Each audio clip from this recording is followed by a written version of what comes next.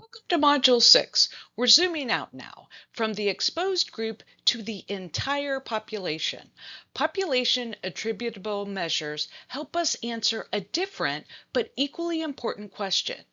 If we eliminated this exposure from the entire population, how much disease would we prevent overall?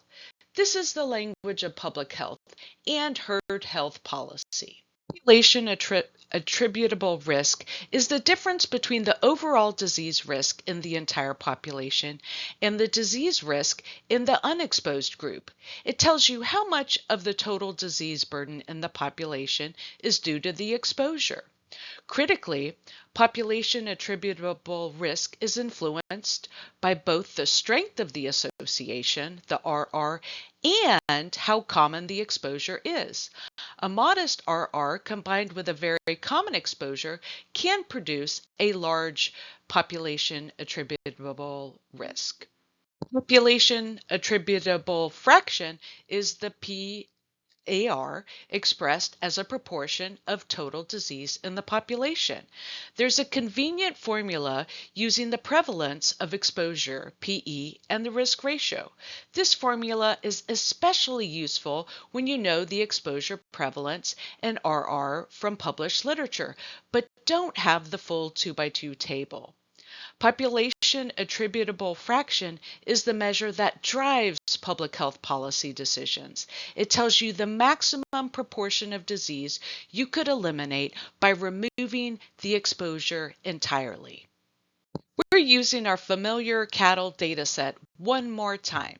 You have all the numbers you need.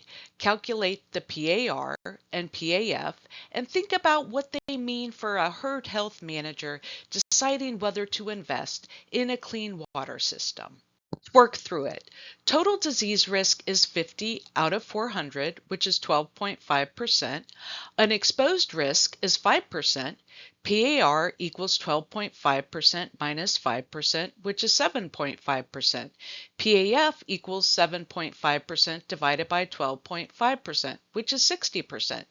We can verify with the PE and RR formula. PE is 0.5, half the herd is exposed, and RR is 4. Plugging in 0.5 times 3 divided by 0.5 times 3 plus 1 equals 1.5 over 2.5, which is 0.6. Perfect match. The interpretation, eliminating the contaminated water source would be expected to prevent 60% of all cryptosporidium infections in this herd. That's a compelling argument for investing in clean water infrastructure.